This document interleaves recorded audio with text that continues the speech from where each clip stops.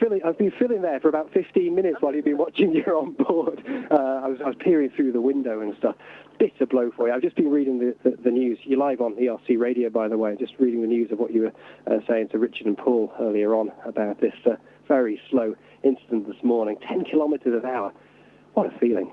Yeah, horrible. Like, it was like falling over on ice, basically. You know, a walking pace. That's what it was.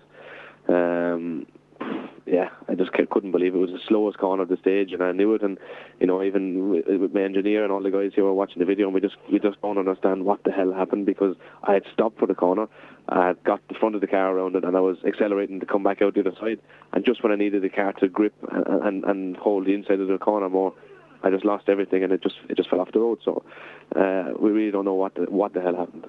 Was the spectators there to help you, or was it just one of those sections of road where mysteriously everyone's disappeared?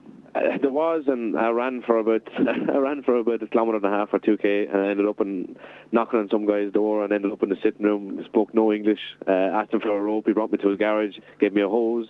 It wasn't what I was looking for. Got Google Translate to translate a rope to German, and then he told me that. Then he rang his dad. Spoke to his dad about something completely other than the rope for the first 5 minutes of the conversation. Excuse me. And then proceeded to ask him about the rope when his dad said no. So that was 5 minutes standing in the garage, and then back up the road, and the car was just too beached. We couldn't get it back out again. Was he aware that the rally was going on at the time, and a kilometre and a half away, the rest of the competitors were taking time out of you?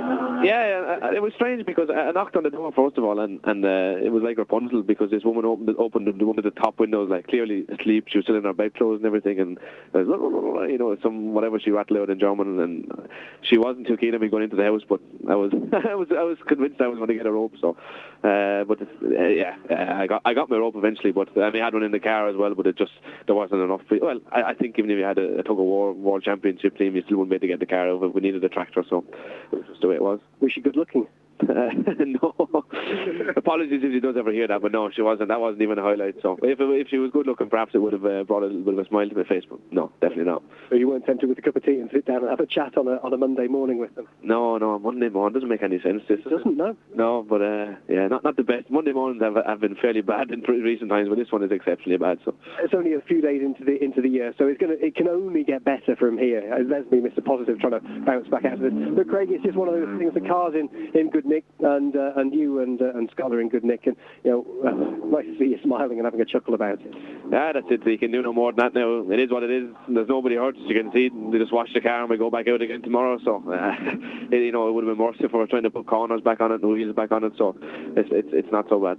Want to clarify an argument between Julian and I in the car. I know you're cold. Last one. Are you doing 10 rounds this season or 9 rounds? 9 for the moment, but Cyprus is a possibility. That's the way it is. We're trying to read your press release and trying to work out whether it was all of them or some of them, or most of them. 9 will be the programme, so 9 in European Championship and 7 in the World Championship, so I'd like to try and do one more if I can. Fantastic. Okay, that's going to be good for you. I'm going to love this season. Thanks, Craig. Appreciate it. That's Craig Breen, who probably the funniest story of the season so far, and we're only 3 stages into it, but having to go and get a tow rope after running 1.5 kilometres up the road, waking up the neighbour